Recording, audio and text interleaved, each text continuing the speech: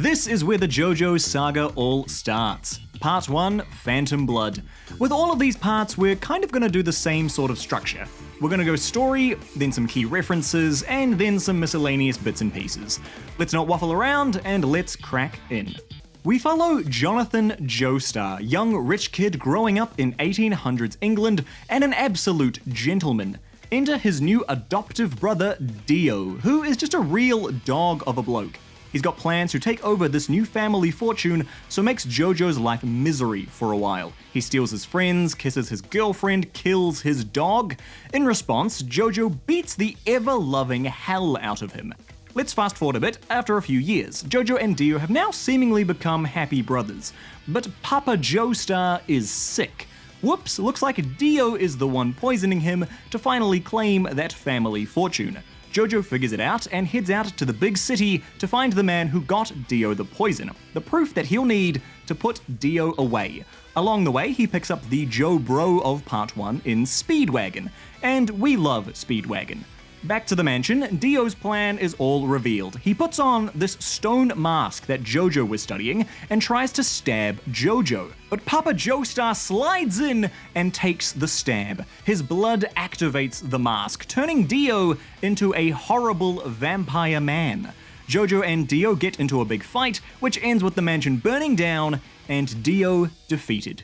But not really. Enter Baron Zeppeli. He can shoot sunlight through his body with this power called, well, you can call it Hamon, or Ripple, or Sendo, or whatever fits really. He's here to take down Dio for real this time, and recruits JoJo, teaching him how to control this Ripple power. Now it's a mission to hunt the revived Dio before he can start taking over the world with his vampire powers. They roll out to this small town where Dio is building a zombie army. Yes, he can do that now. Dio has also brought back these two absolute units from the dead in Tarkus and Bruford. Yes, he can do that now. The fights lead to Zeppeli dying before JoJo takes them both down. On the brighter side, Zeppeli called in some reinforcements from the boys who trained him. Now it's time for the whole new squad to roll up on Dio.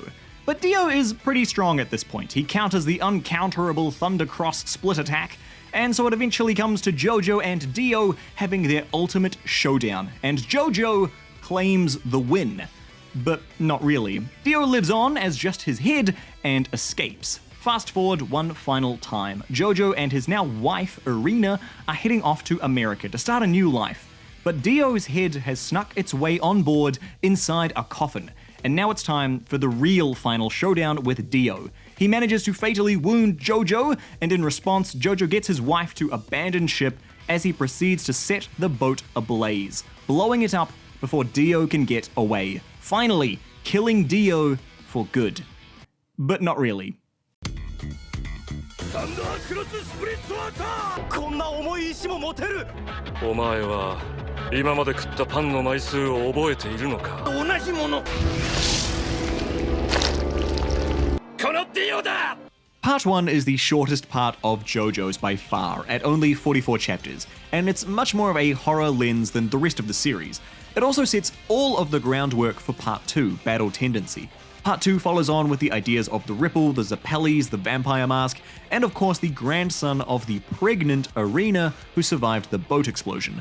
Also, there's just some really freaking phenomenal short takes on this part in Part 1. The early anime parts for JoJo's have been out for a while now, so there's a lot of really good fan stuff out there. If you're looking for some more Phantom Blood, I would say give this one by faxjam a go, it's really good.